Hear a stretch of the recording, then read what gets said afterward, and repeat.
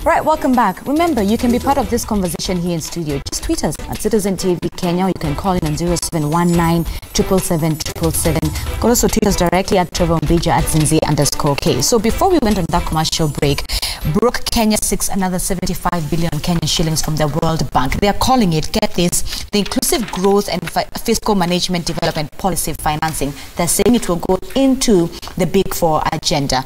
Now, one thing, ladies, is that we didn't see this under, well, the kind of credit and the kind of borrowing. We didn't see it under the former President Mwai Kibaki's regime, but it has been quite heavily under President Uhuru Kenyatta's regime.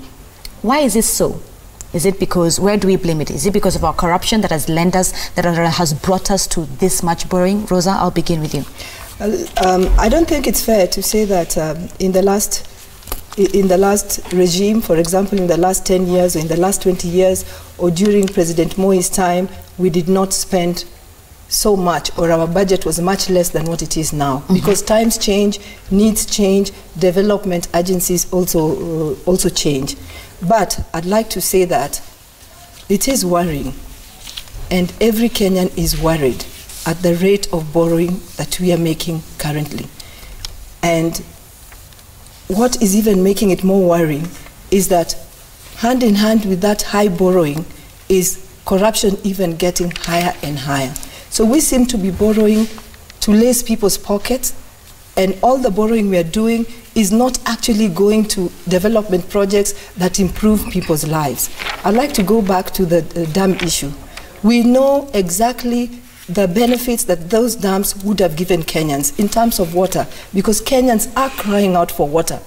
But we spend so much on the dams, or we spend so much on the feasibility studies of the dam, etc., and yet, years later, Kenyans have realized no benefit, but a lot of money, I don't know if it's 21 billion or 7 billion, I don't know anymore, but a lot of money has actually gone down the drain, and yet it was not money coming from Kenyan earning, but money coming from what we are borrowing to pay. Right. So that is where the worry is. We're borrowing too much, but that borrowing is not being reflected into the development benefits for the Kenyan people. Honorable Lesuda, I'll come to you and ask this issue. How do we make sure that this cash that we get, be it the Eurobond, be it if when World Bank, because they're yet to approve it, if they do approve the 75 billion Kenyan shilling loan, if they do, how do we then make sure, and this is under the office of CS Henry Rotich, how does Rotich make sure that this money doesn't go, or it's not diverted into the pockets of corrupt political elite?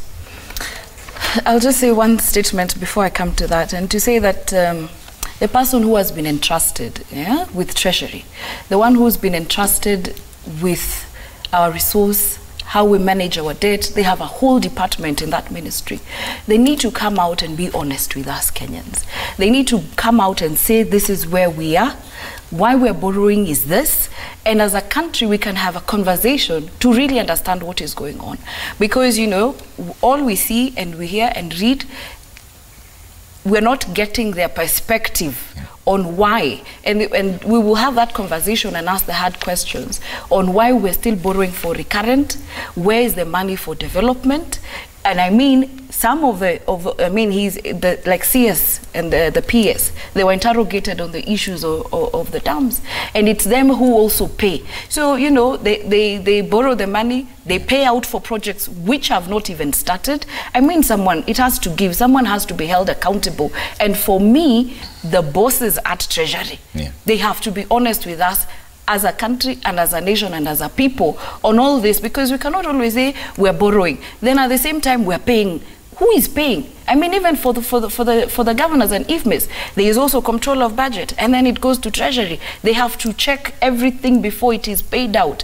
So it cannot always be that it is this small. We're still, even at the level of CEOs, CECs, at the county level, we also have to have a conversation about our big house there at Treasury and what is going on. And Honorable Passaris, in the letter to the World Bank, Treasury CS Henry Rotich says that Kenya's sealed all corruption loopholes and carried out lifestyle audits on all public servants.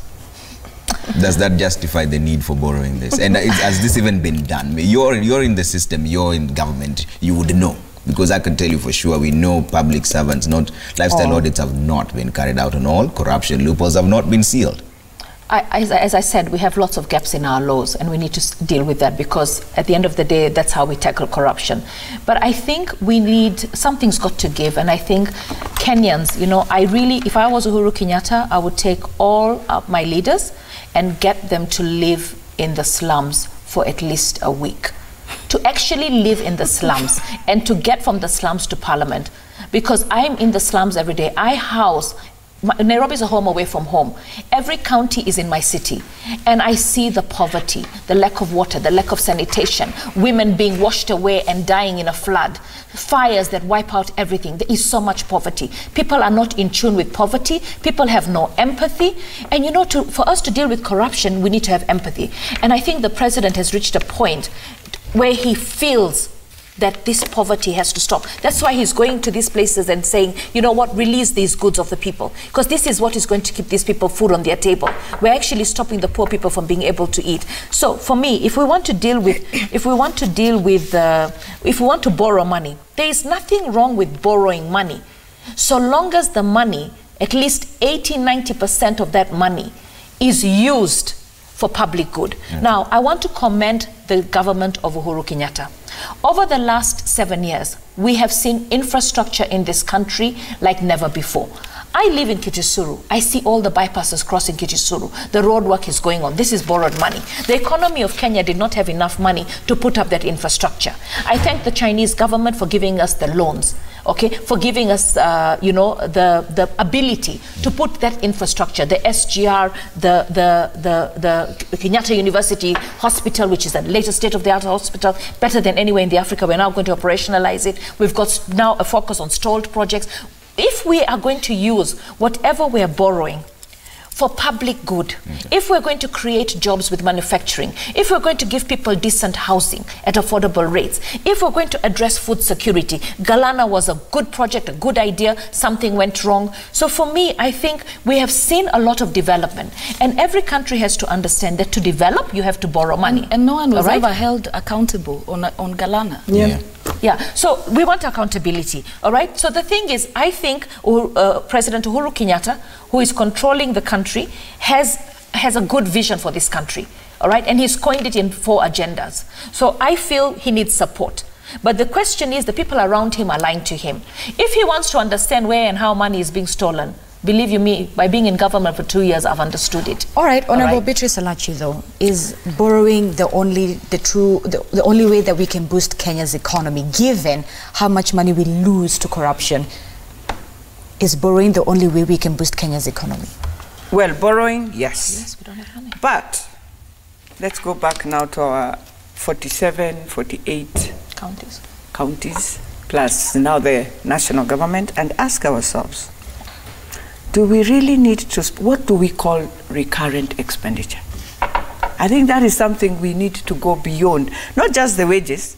We need to ask ourselves, when we talk of recurrent expenditure, do we really need to have every project that comes into our country? When you look, you will have new cars being bought, new I don't know what. So in every project in Kenya, we have vehicles, we have recurrent becomes 80%, 90% of what you have borrowed to do the project for. You do it on recurrent.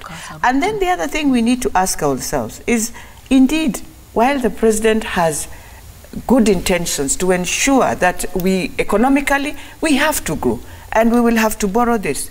But now we need to ask ourselves, and I won't say where this project is, but I want the president to go and look. There is a project funded by World Bank.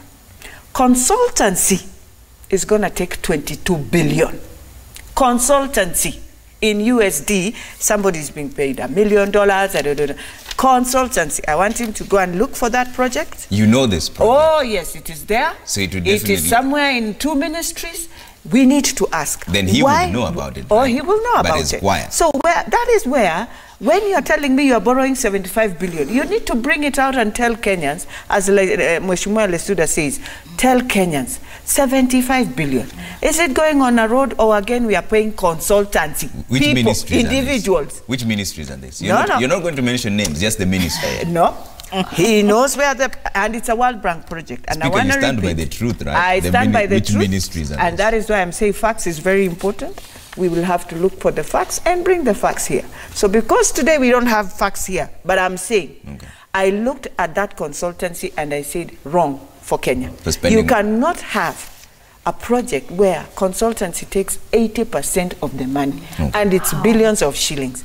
You are paying people to consult, you are paying a few institutions. These are things that are already there. Why are you putting again 5 institutions who have already spent some other monies doing some other consultancy, again to start consultancies with them?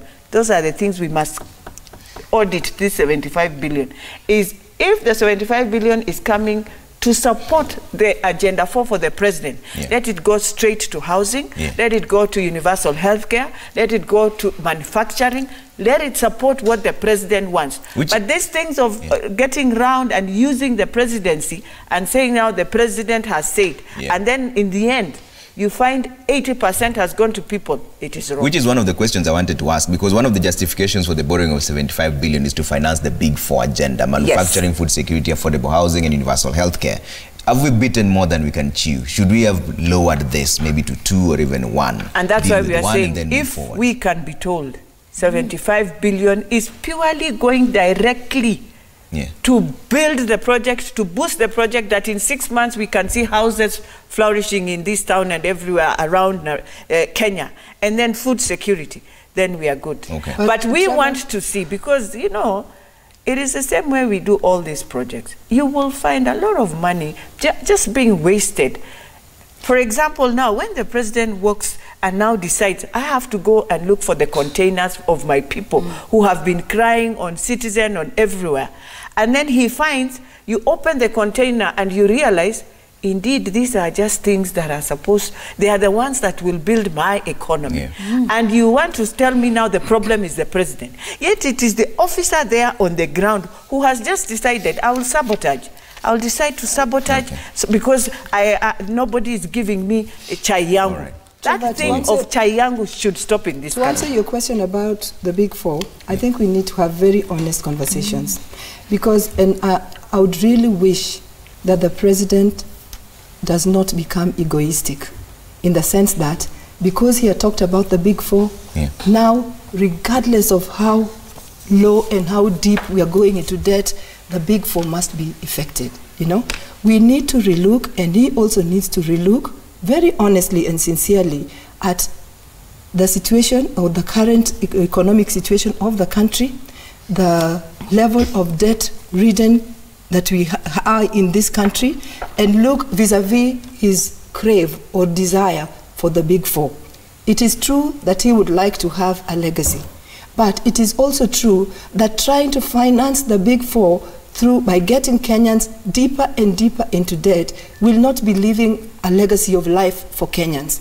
You will have achieved your big 4, but you will have taken life from every Kenyan, because we would not be able to even live to begin to pay our debts. And when you get those debts must be paid at some point. So I would wish that we get into a serious conversation.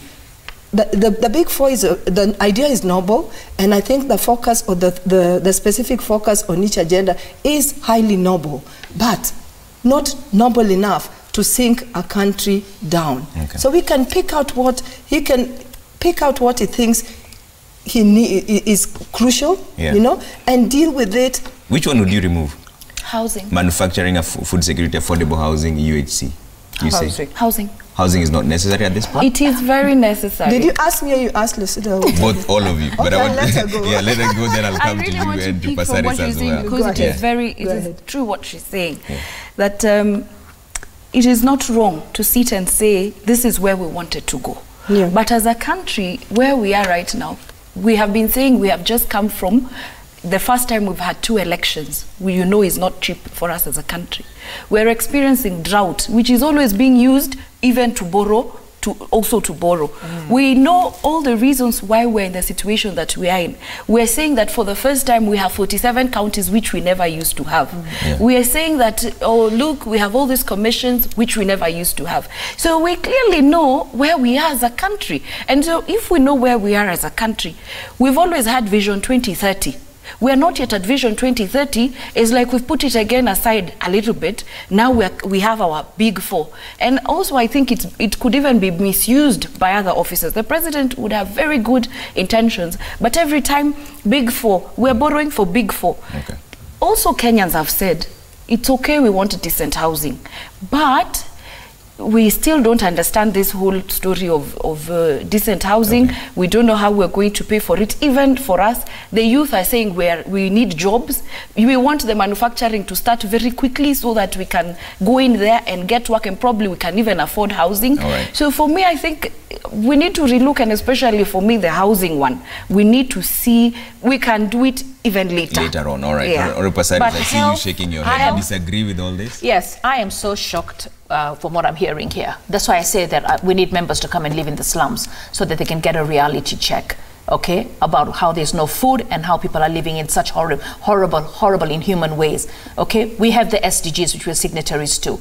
Decent housing is one of them. Universal healthcare is another. So let me tell you what, the president's agenda, no, the president has to continue with his agenda. All right? All four of them.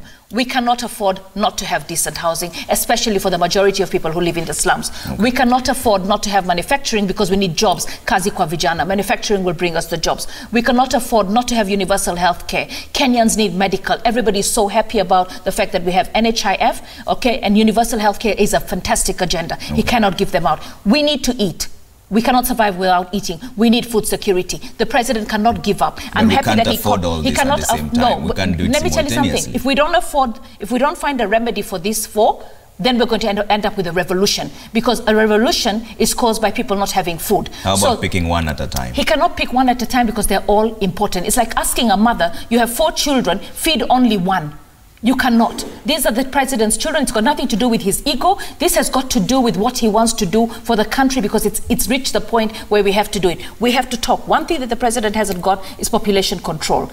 All right. In the 1960s, Tom Mboya was asked, when he was interviewed, what do you want to do now that your country has got independence? What did he say? We have to talk family planning. Our resources are limited, and we have to talk family planning. Okay. We never talk family planning. We're going to do a census. We're over 50 million people. All right. You have a woman who doesn't have a job having 5 children.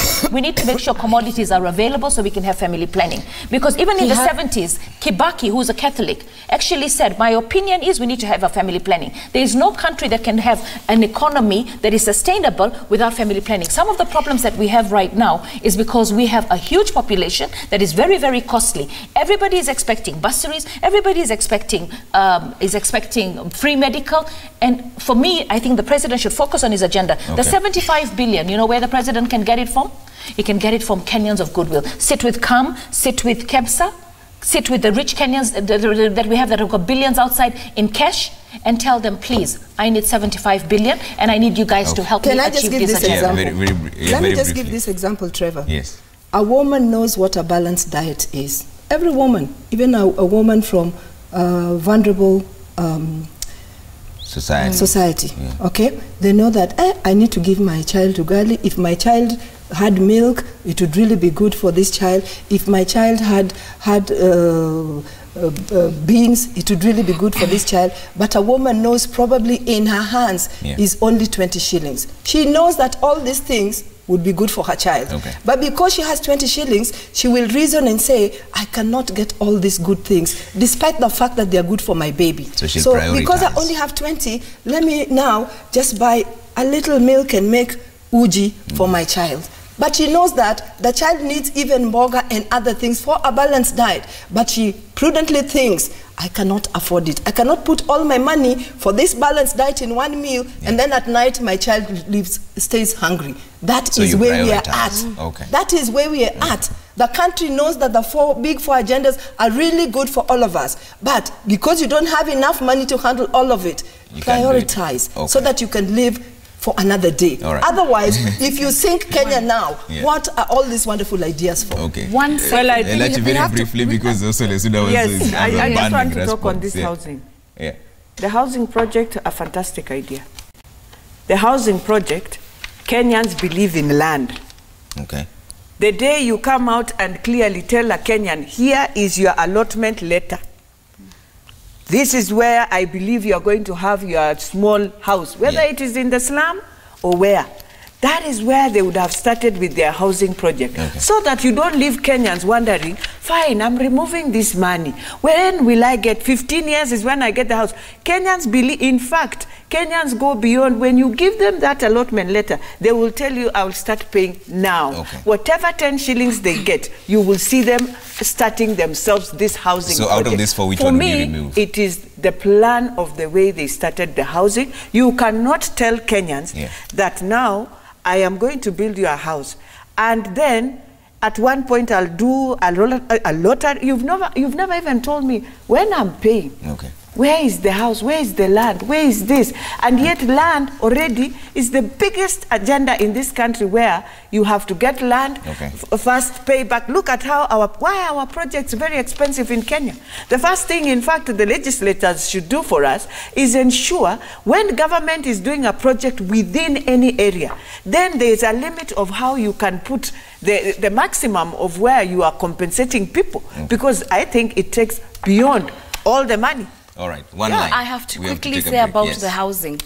We're not saying that people should not have decent housing. We had the slum upgrading project in this country. We've abandoned that now. We've gone to another one where we have to do we do lottery and get those houses. At least even slum upgrading was very specific to those people who actually need decent housing. So it is not that we're not for Kenyans having decent housing, but we already had a program. Maybe we need to review it and upgrade. He has 3 years. Will he be able to achieve all this? That's the biggest question. I believe he will. I believe he will. Okay, we need to take another break. We believe he will. By the way, we believe as long as he has good people with good intentions, the president will deliver.